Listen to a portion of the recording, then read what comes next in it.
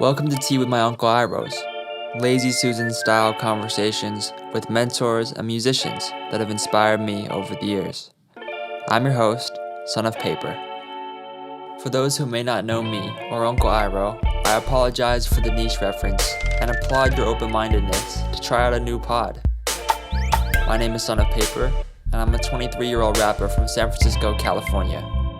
Uncle Iroh is a character in Avatar who my generation has deemed the most wise and patient mentor ever.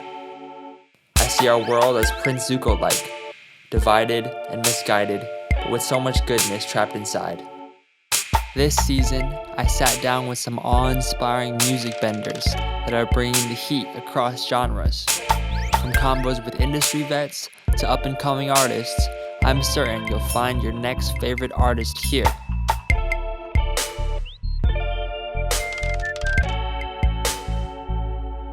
Welcome to Book 2 of Tea with my Uncle Irohs. Welcome to today's podcast. I have none other than George Watsky in the building, and I'm just really excited to get into this. There's a lot to talk about, and George, you are one of my, not only a musician friend of mine, but also a mentor, a fellow Red Devil, and also gave me a job back in 2018, I think.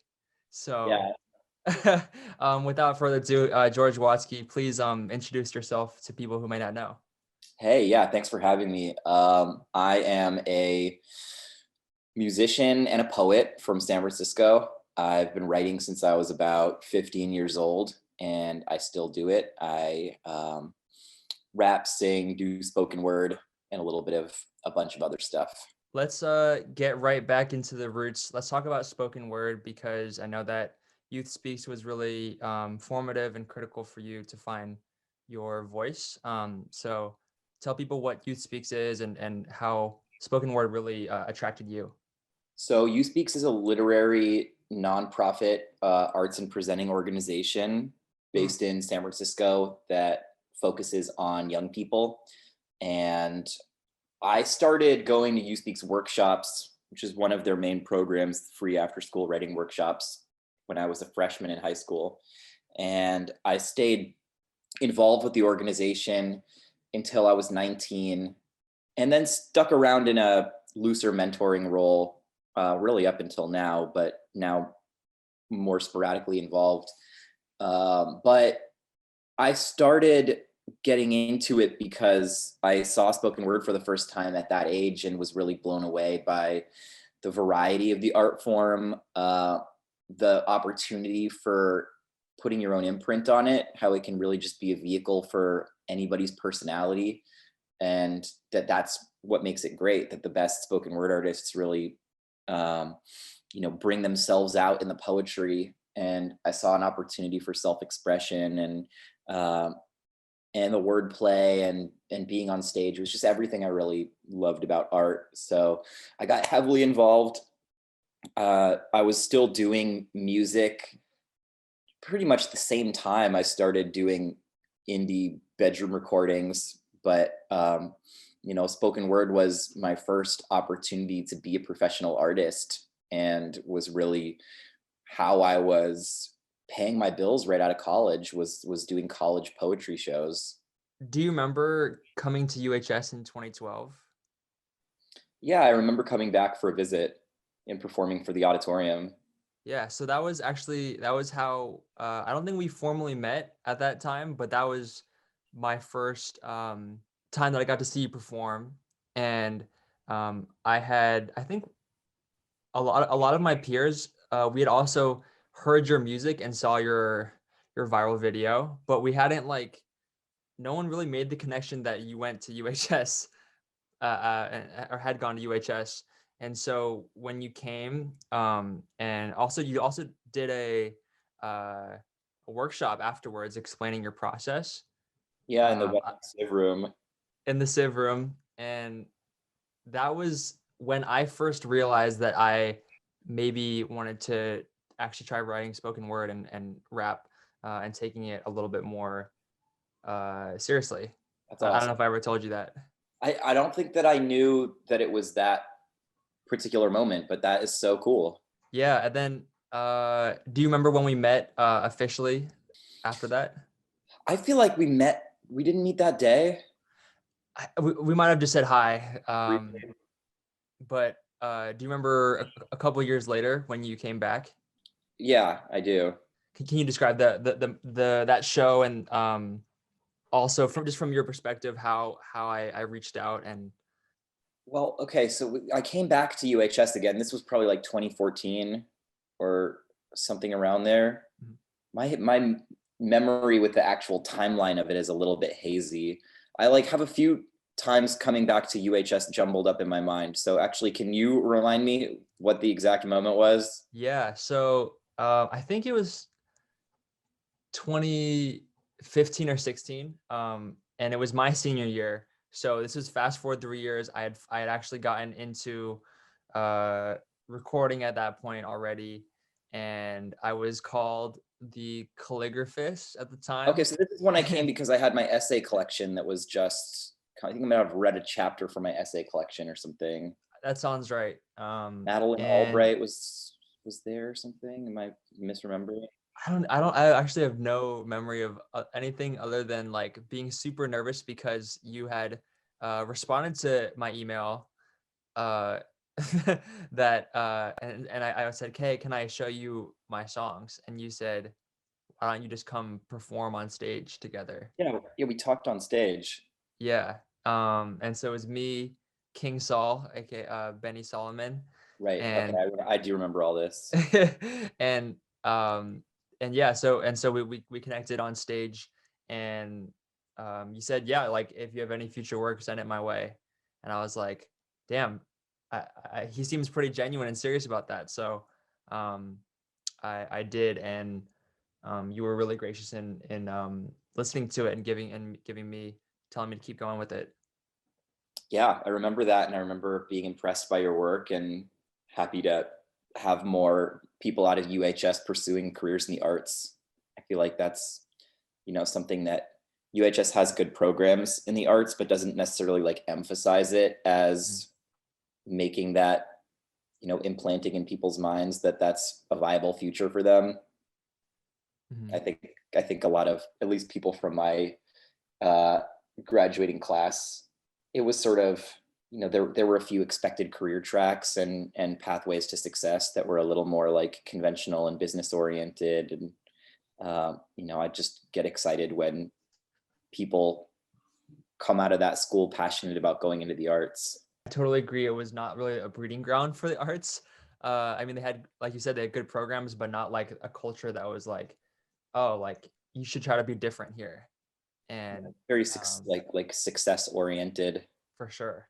Just about your time at UHS, I don't think I've really asked you about it before. What programs or teachers did you really like connect with and kind of maybe were foundational for you? And also, what was your platform for running for president? Oh yes, I was student government president. You know, I I've thought back pretty recently because when I got asked this question about like what teachers really inspired me and meant a lot to me at UHS, I usually like pick from a couple that I was really involved with. One of which was Steve Morris, an English professor or teacher who turned me on to USpeaks, and he was instrumental in getting me into spoken word. And I have a lot of gratitude for Steve and loved him as a teacher. But I also realized like I had so many good teachers. Mm, I really had a lot of excellent mentors at UHS. I mean, Sudi Sides in the history department, I got along with really well. Lorna Strand, who is the theater chair, Tim Price, who is the jazz band instructor. Um, there was Tommy Goodwin, who worked in the multicultural office at the time.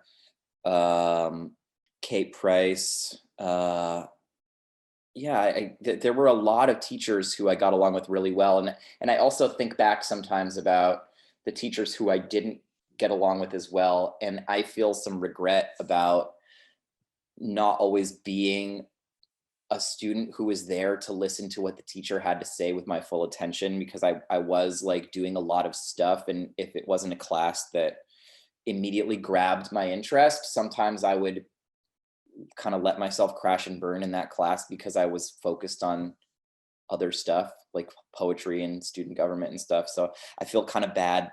Like if there's any slim chance Rayanne Signs is listening to this, I'm really sorry for flaming out in environmental science. I feel She's like still there. She's still at UHS. that's amazing. Oh my God. Well, someday I'll apologize to her for being a bad student of hers.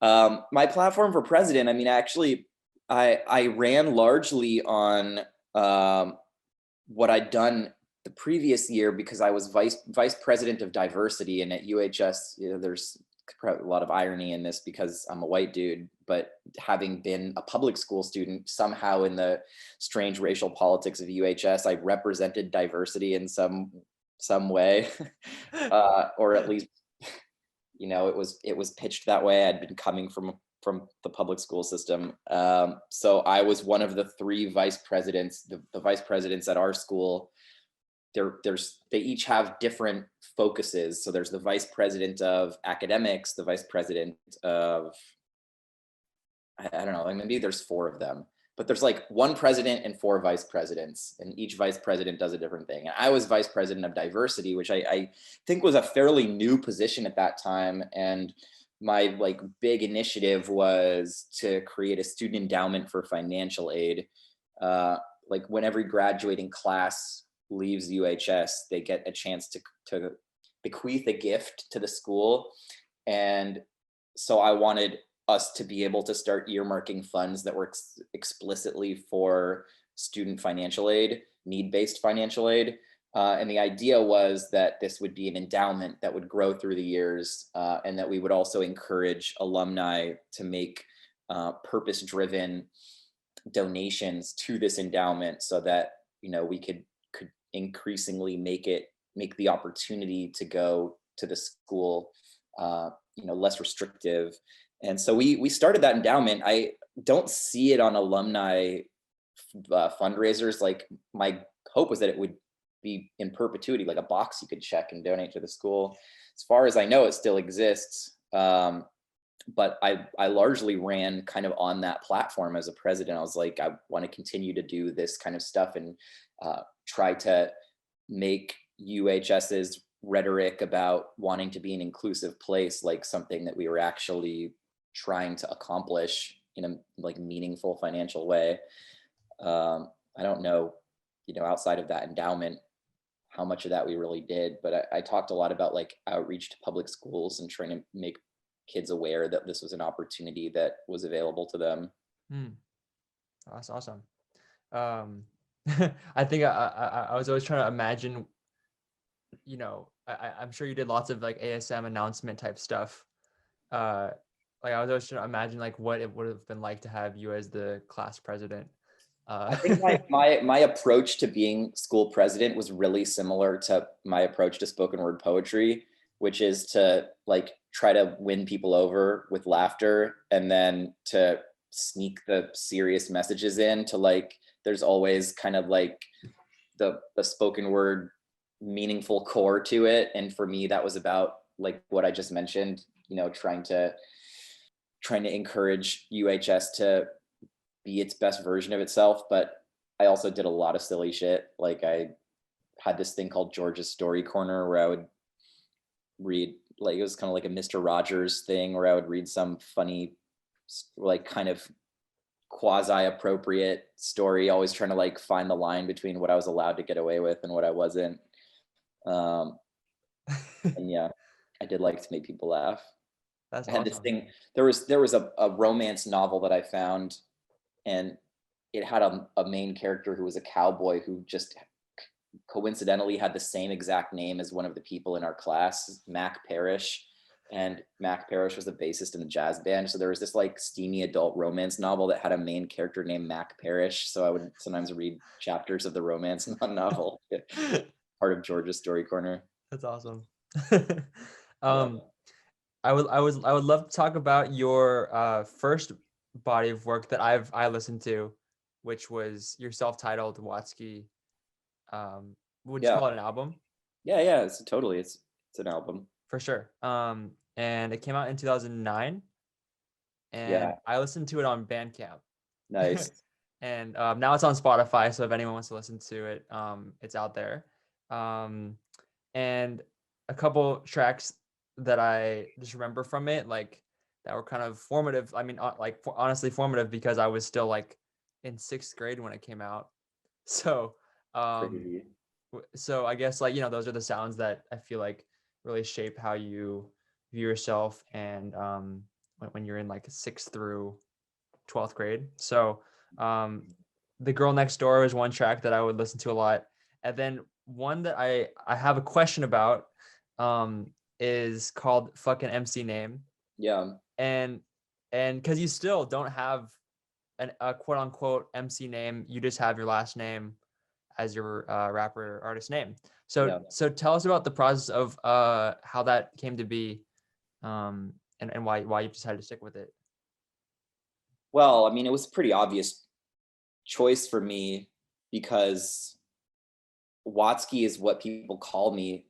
I played on the baseball team, and for anyone who's played organized sports, knows that a lot of times your last name becomes your nickname. And two-syllable names that end with E they just make great, easily memorable things. They're easy to chant, easy to remember. Watsky's easy to spell, but it's also not a name that a lot of people have. So I just thought it made a great artist name, and then I didn't have to like reinvent myself in anything. It was already like sort of an avatar for um, this version of myself that was also myself. And I could represent my family, but I have mixed feelings about it. I mixed feelings about that song too. I mean, there's a part of me that feels guilty for sort of like co-opting my family's name to create a brand for myself. And I think, I have people in my family who have actually expressed to me that it makes them a little uncomfortable. And when I heard that from them, I had already like spent multiple years, yeah, as that artist, and I didn't know how I could change it at that point. It felt like sort of completely intertwined with myself. But I do think that there's something to be said, that I have a little remorse for, that like someone else in my family doesn't want to necessarily have to Google their last name and then have it just be, oh, that's what this guy in the family is. He's like made himself into, he's taken our last name sort of like from us. So I know that's probably not what people want to hear, but I feel a little bad about that. Also the fucking MC name thing, I stick by the core idea that it's really important to be yourself as an artist. But those two songs that you mentioned, Girl Next Door and fucking MC Name, are songs that my perspective has changed on as I've gotten older. I think with Girl Next Door specifically, I look back on a few of those songs, and I think largely my catalog, I don't cringe a lot. I don't feel super embarrassed about it because I think I was always trying to be genuine to how I felt at the time. But my perspective has evolved a little bit, and on Girl Next Door, I kind of feel like, oh God, I'm the guy whining about being friend zoned to a woman who wasn't interested. And that makes me feel like, I really was missing the mark a little bit on that. And on fucking MC Name, my feeling of, where I'd missed the broader perspective was, I think there's moments where I felt like I could just come into hip hop and come into poetry and be myself in the same way that I was welcomed in the You Speaks open mic, and felt encouraged to participate. That a broader public who didn't know me personally should or would feel that way too. And I think where I wish that I had spent a little more time in the verses, sort of elaborating in fucking MC Name, was that how much respect I have for the people who came before me who have MC names.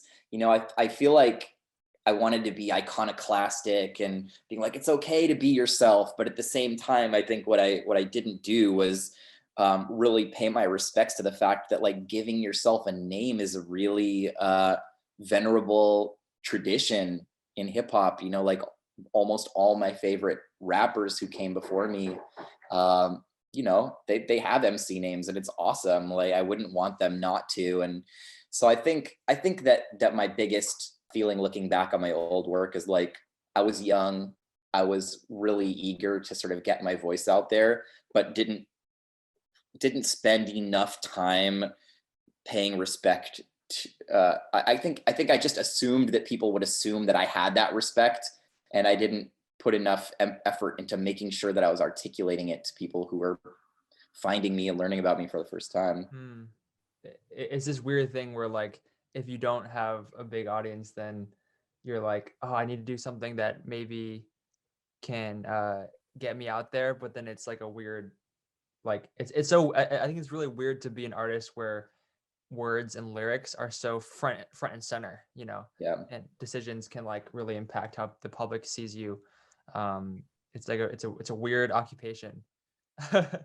um, Yeah, and also with the internet, you know, you can get so much attention so fast when you haven't necessarily prepared for that attention. I mean, when I was putting out videos, I thought, oh well, maybe I'll do something that could grab some eyeballs, and might get a few hundred more people to listen to my thing. I wasn't thinking like, oh, you know, you could put something out that millions of people will suddenly be looking at the same time. And you know, it's, I think maybe kids now understand that, but when I was putting out my first videos, YouTube was only a few years old. The rules were sort of being written as we went about virality, and now kids grow up with TikTok, and you know, going viral is almost passe. It's like every other kid in high school's had a viral tweet or TikTok or something at some point. let's talk about some of your influences though, because I mean, for me, my influences, my first one that got me into hip hop was probably Eminem Hmm. and like Kanye, Jay-Z, but also like you and Dumbfounded and some of the like when he was still Breezy, Yeah. Lovejoy. So like that was kind of like what I kind of grew up on.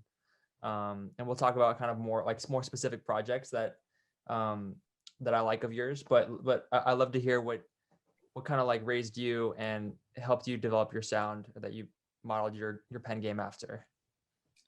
Well, definitely Eminem is one of them. I think the first album that I really like wore out until it started skipping, just listened to over and over and over again was Chronic 2001, which I believe came out in 1999, or 2000.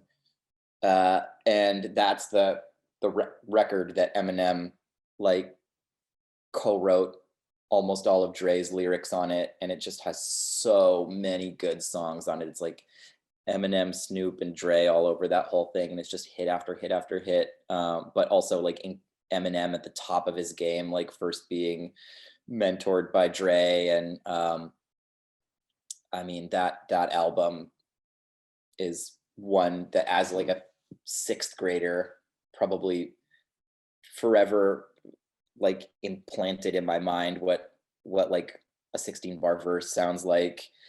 But I also a few years later, so probably all through middle school, I was just listening to radio rap and whatever the commercial hip hop was at the time, which was, you know, in retrospect, not really a golden era of hip hop. I'm really nostalgic for it, but it was kind of like in between hip hop's golden eras. It was like Ja Rule and his like Murda Inc. was everywhere, and Mystical and Juvenile and stuff like that. So it was a Oh lot of like wow. party music, club music, like right before 50 Cent got big. So I was listening to a lot of that until I got to high school, and then got on the like backpacker wave and was like, oh, fuck all this commercial shit, like listening to Def Jux and uh, Atmosphere, Black Alicious, Quantum Projects, all the like the underground, the real shit. And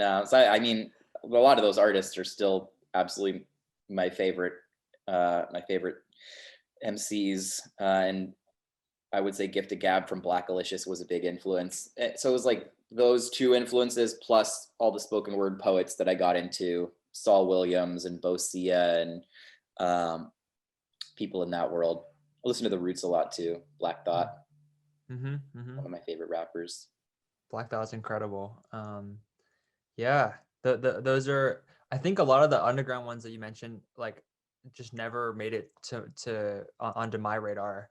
I kind of did this interesting self-study period where once I was in high school and listening to all of these artists that were big at the time. So like J. Cole and Kendrick were really becoming really big in during my high school time. Then I was like really curious who inspired them. And so I started this, I kind of like skipped backwards and went to like the 80s and 90s and listened to a lot of stuff from that era. Are there any rappers uh, that you like from that area? 80s and 90s. Mm-hmm. Rakim, in terms of like golden era hip hop, Run DMC. Yeah, I feel like Rakim is probably my favorite. Like, I don't know which golden era you'd say he fits into, but some of the best lyrics of all time. Uh, Hard to put Busta Rhymes in like one specific era because he's been relevant for so long, but I mean, from his earliest stuff to into past when I was in high school, he's like kind of multi-decade career and he's absolutely incredible. Yeah. Are there any artists, any inspirations of yours that you've been able to connect with and talk to, or that you would love to have a feature from or work together with? A few of them. I mean, Gift of Gab from Black Alicious was on my self-titled record, and I've been in touch with him through the years. Um, I mean, it would be amazing to have Busta Rhymes on a song, but I also feel like if he wanted to be on a song of mine, I would have heard from him a long time ago. Like, I went viral over his beat. If he wanted something to do with me, I feel like I would know that by now. But that would be definitely a dream. I mean, that's like the full court shot that Busta Rhymes or Eminem or something would be incredible.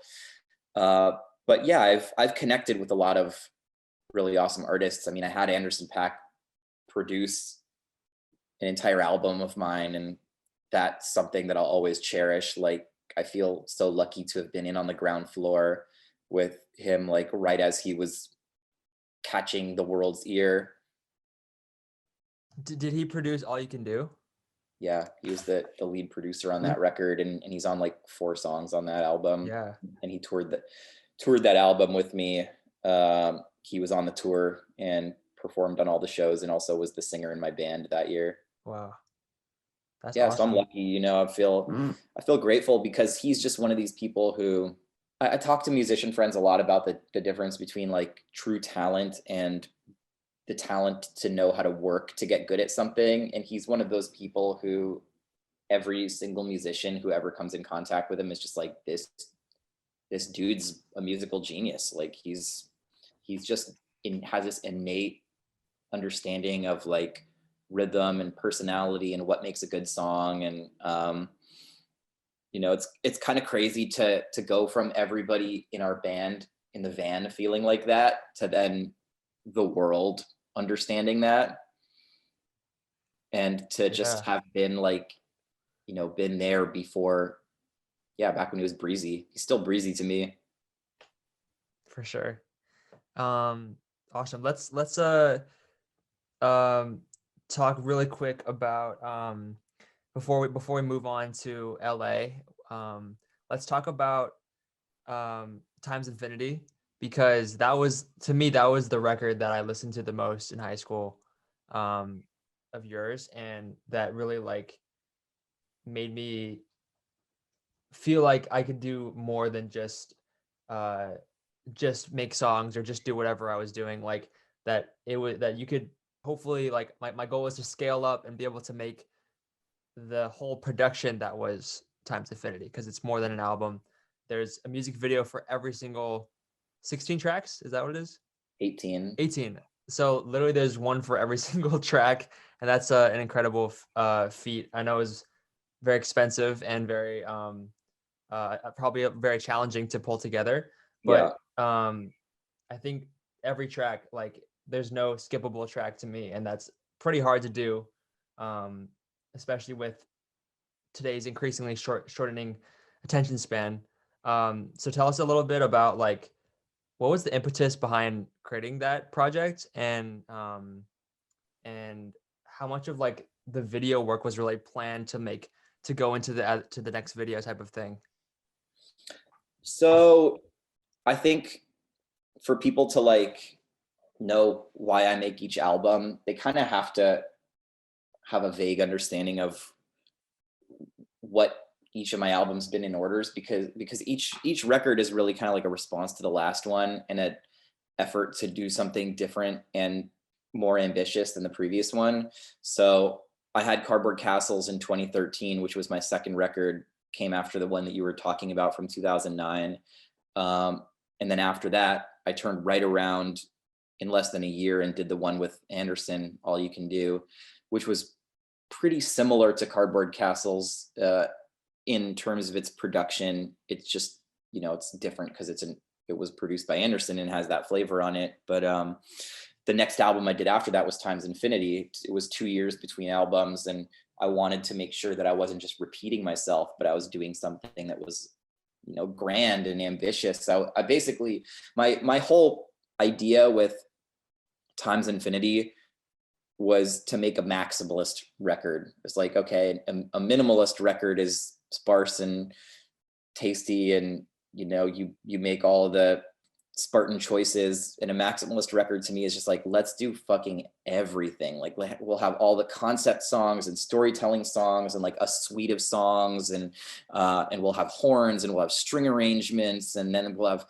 even, and then when the record's over, there's going to be 30 minutes of silence and then a bonus song that has like 8 rappers on it that's longer than any of the other songs on the record before it. And my goal was just to just overwhelm people with material and textures and songwriting styles and flows and melody, and that was the goal with that record. When I think of the album, I immediately think of Tiny Glowing Screens, the like horns, the like I don't know how to describe what that horn sound is, but it's like loud and it swings up, and then you hear the like the voices choir type thing supporting. Mm-hmm. Yeah, we had a choir that we brought in. I mean, it's a live horn section, so it's like trumpets, saxophones. Yeah. I think it's got a baritone sax in there, which gives it kind of gravelly low end.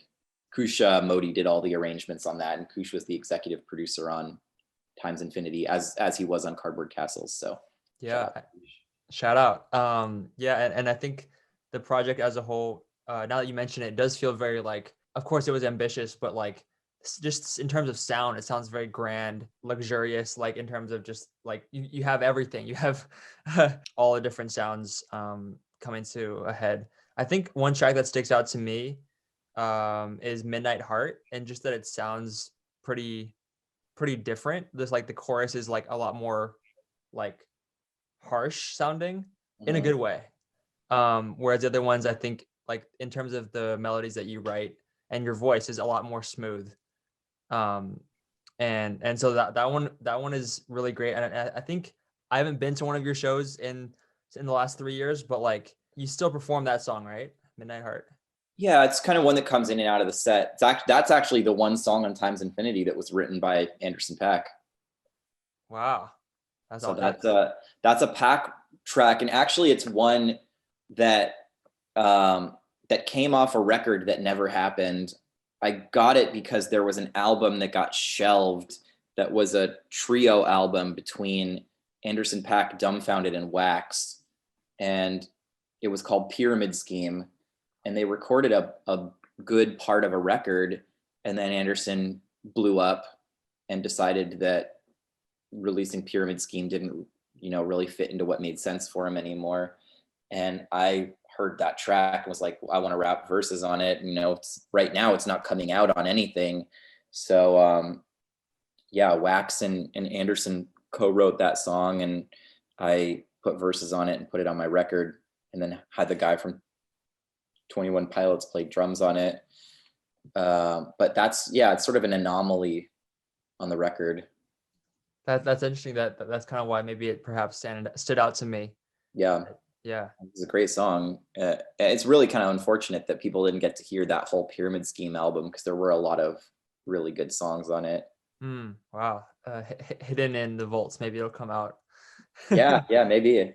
Yeah, let's fast forward to Los Angeles and Complaint, because that's when we reconnected again, and I reached out to you to ask if I could be your general intern, your creative intern.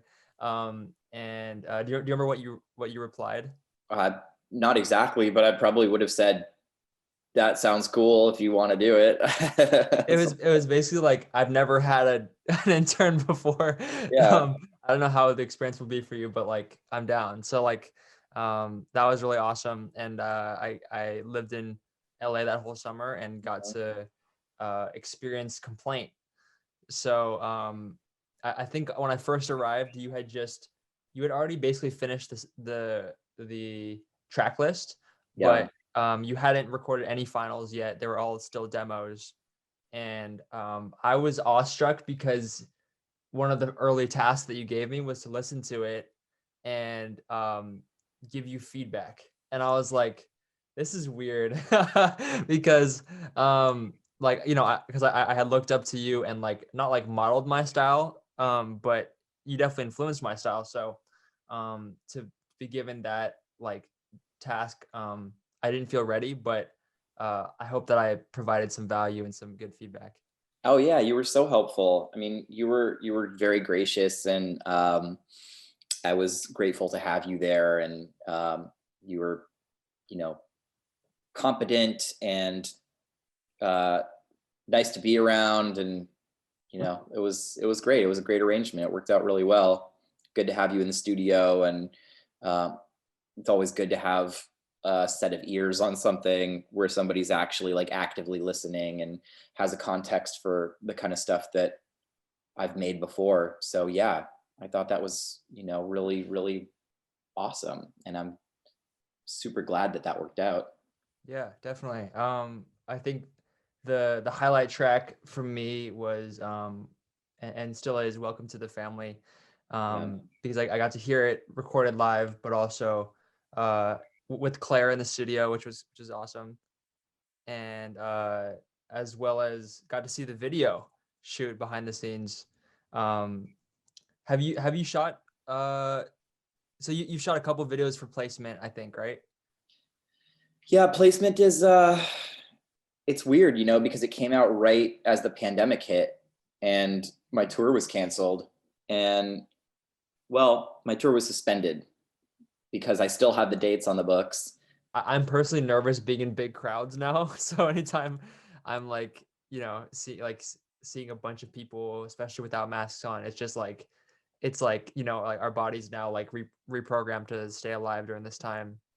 Yeah, for sure. And a concert is it's going to be interesting because that's, especially the concerts that I do, they're not seated, they're standing room generally. So you have people that are packed up all next to each other. And if anything is going to provoke somebody who's already got claustrophobia or, like that discomfort you're talking about being in crowds, like nowhere would that be triggered in a greater way than at that kind of concert where people are banging into each other. And, Yeah. in previous concerts, I would jump into the crowd and crowd surf, and I think that I'll have to recalibrate my show in the way that I talk to the audience to be gentle with people and like acknowledge that people might be feeling that way, and that maybe I shouldn't be encouraging everyone to be moshing in the front right away. I mean, I feel like I'll have to sort of feel it out, but I definitely I don't want to go and assume that everybody is ready to be as like hype and mix it up as because you're going to have some people, right, who are like, let's mosh, let's go crazy. but I don't want to bow to the energy of those people so much that I like make it a really uncomfortable experience for the half or 2/3 of the crowd who might not be feeling that way, you know? Yeah. Yeah. It's gonna be really, really different. I think also for me, like I was at first really bummed out that my plan of just trying to perform a bunch as much as possible, move to LA, all of this stuff, um, was thwarted. But um, I think that I've actually been able to work on my weaknesses. So my weaker parts in music, which is uh, just singing, first of all. So trying to become a better singer and trying to like do more like virtual collabs, doing virtual shows and trying to adapt to this new landscape. That's Yeah. our industry. I think that's the best way to deal with the pandemic if possible, right? Is like view it as an opportunity to work on some stuff that we never got the chance to before or never gave ourselves the time to before. I've been learning Yeah, guitar. I heard that you're maybe working on a new book. Yeah, well, I'm working on a poetry collection. I am working on I've been working on a novel for years, but I've had trouble getting it over the finish line. I do believe that that's where my future as an artist lies, is in putting out uh, fiction screenplays. That's what's going to carry me through my adulthood, because I really love telling stories, and I don't want to just be retelling my own story my whole life. Hmm. Um, but in the more immediate future, I think I think a poetry collection would be next for me, and that's something I've been meaning to do for years, because I haven't put out a poetry collection since I was 19 years old. So like as Wow. an adult, a full-fledged adult, I really haven't done it. Theoretically, I'm still a poet, so I want to do that. Is there anything that you wanted to add or promote to the people that could be watching this? I'd say the main thing that I'm promoting is that I still have tickets on sale for my tour. The way I'm framing it to people is, if you want to buy a ticket, these shows are going to happen when it's safe to do it. And it's kind of like a war bond. You're buying it to support me and my band, and we will deliver on the value for you. But we're just going to promise that we won't do it until medical consensus is that it's safe to have live shows. So if you feel like buying a ticket and support, I have a full national tour that's on the books. It's at georgewatsky.com, and georgewatsky.com/tour has the dates. Do you have any questions for me before we wrap up recording? Yeah, what's next with you? Tell me about your world and your life. For sure. I well the poem that I shared with you before we started will be coming out on Friday, and just really excited about like these next couple of months because I've been sitting on like 3 videos that I recorded in the last 3 months, and so like they've all been like we've all been planning, prepping Facebook and Instagram ads with them. um the songs have been done for like a year now, so it's just been like this trying to behind the scenes become like a butterfly and then now I can finally show it to people, which I'm sure you've experienced lots of times. Yeah. um but that's where I'm at, and I have I feel like my sound is becoming a lot sharper and clearer, and it's also been a great year of collabs, and future collabs are going to be surfacing as well Yeah. this year. So uh, Awesome. yeah, lots of content that I'm really proud of, and that I'm lucky to have a small team working with me. So I have one friend from high school, one from college, and one that I volunteered with, and they've all uh, been just really amazing and willing to get their hands dirty with it. So Well, I can't wait to hear your new stuff, man. I'm definitely proud of you, and really impressed with what you've been able to accomplish, and your drive and your passion. It's inspiring. So appreciate it. onwards. Good Thank shit. you. I have Yeah. one more question for you. Yes.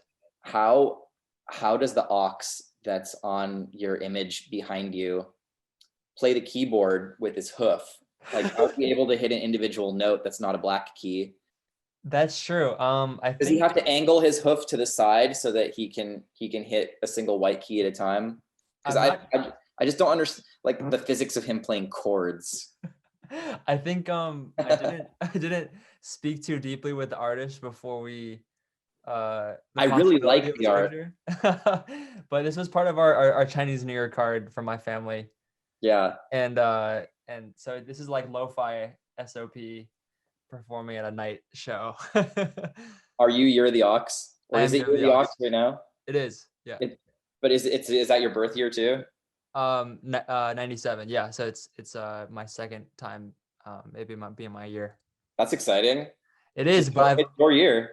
I've heard mixed things though. I've heard that your year is actually as in like your unlucky year. So every year Oh, man. besides that one's good for you. But Interesting. I mean, I'll take it as my year. I'm Year of the Tiger, and I was always jealous because I'm a little older than the most of the kids in my grade, and most of the people in my year, I believe, were Year of the Golden Dragon, which is supposed to be like the tightest shit that you could have, right? Yeah, I mean, I think Bruce Lee was literally a golden dragon as well. It must have been the cycle before this one because it's like a 50-year. I'm probably getting this wrong, but like something like that. So I was like just missed out by a couple months on supposedly having the luckiest birth year. That would have been tight. One question for you in a similar vein to that. What is, I mean, I've asked you in person, but El Farolito, La Taqueria.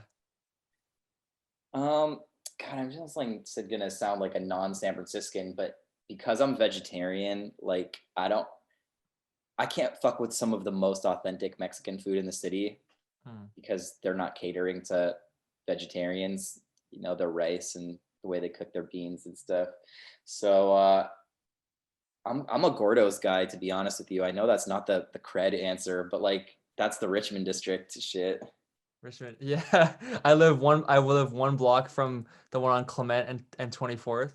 Yeah, that's the one that I would go to in elementary school. Yeah. I mean, I probably later on ended up going to the Geary one more often than that, but that was my like childhood Gordo's for sure. Yeah. And they when I go there still, it's crazy. Like I have a fraternal twin brother and they still call me by his name when I go in there. Because he goes a lot. That's so cool. You recognize me after 20 years, but you think that I'm my brother. Yeah, I guess he went more often than me, and he had a better relationship with them. Like I didn't have a bad relationship with them, but like he got on a friendly basis with the staff there, and That's so super tight. They get stoked to see me, even though they think I'm my brother. Yeah. I also right next to that Gordo's. My move during elementary school was always, because I love popcorn, to go to the 4-Star Theater and ask them if I could have some old popcorn from under the counter. I was like, I don't want to go to a movie, but can you make me a little bag of popcorn? And half the time they'd say yes, and half the time they'd say no. That's a solid chance. Oh, yeah. Awesome. Do you have a cup on hand, whether it's water or tea or anything? I got some iced coffee. That works for me. So I usually end the podcast with just saying cheers. So thank you, George, for coming on to the show. My pleasure. L'chaim. Yeah. Have a good one. Good to talk to you. For sure. Bye, everybody. Thanks for listening to this episode of Tea with My Uncle Irohs. Catch us every Monday on your favorite podcasting service. TWMUI is written and produced by me. Definitely rate and review us on iTunes and follow me at Son of Paper on Instagram, Twitter, or Facebook. Theme music by Keys. For more, visit facebook.com/unlockedkeys. Spill with y'all next time on Tea with My Uncle Irohs.